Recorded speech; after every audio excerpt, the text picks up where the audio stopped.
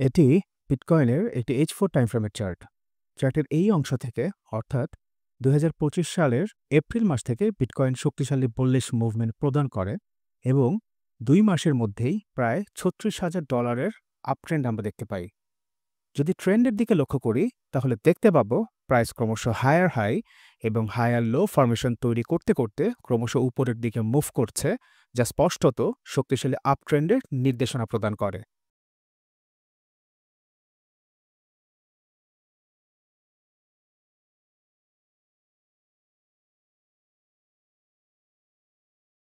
চার্টের এই অংশে আপনার দৃষ্টি আকর্ষণ করছি।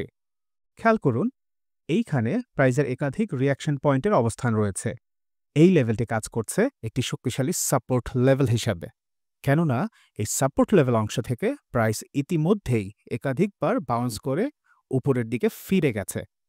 প্রাইস যতবার এই সাপোর্ট লেভেলের কাছে স্পর্শ করেছে ঠিক ততবারই রিয়াকশন প্রদানের মাধ্যমে বাউন্স করেছে, যা এই সাপোর্ট লেভেলটিকে আরও বেশি শক্তিশালী করেছে।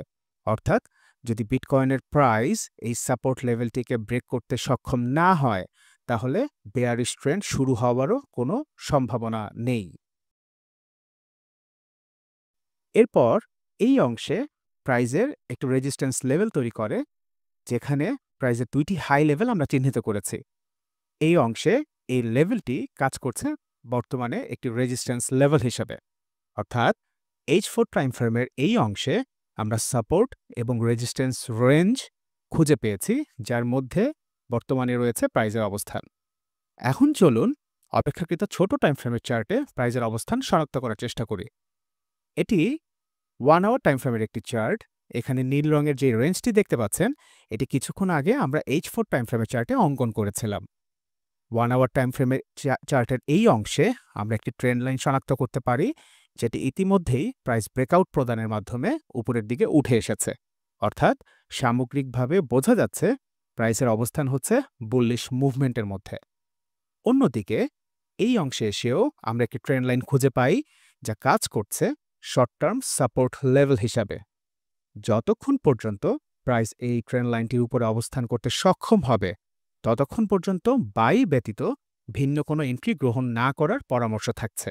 এছাড়াও চলমান ইসরায়েল এবং ইরানের মধ্যকার যুদ্ধ পরিস্থিতিও বিটকয়েনের এই প্রাইসকে ব্যাপক আকারে প্রভাবিত করতে পারে। পরামর্শ থাকবে অপেক্ষাকৃত ছোট লটে এন্ট্রি গ্রহণ করবেন এবং অবশ্যই স্টপ লস ব্যবহার করবেন। সর্বোপরি সতর্ক থাকবেন। এছাড়াও প্রতিদিনের টেকনিক্যাল আপডেট এবং মার্কেট অ্যানালাইসিস পেতে যুক্ত হয়ে নিতে পারেন আমাদের টেলিগ্রাম চ্যানেলে। প্রকাশিত এই আপডেটগুলো রিয়েল ট্রেডিং করতে আপনাকে সহায়তা করবে। পরবর্তী টিউটোরিয়ালে আপনাদের সাথে আবার দেখা হবে। সে পর্যন্ত ভালো থাকুন।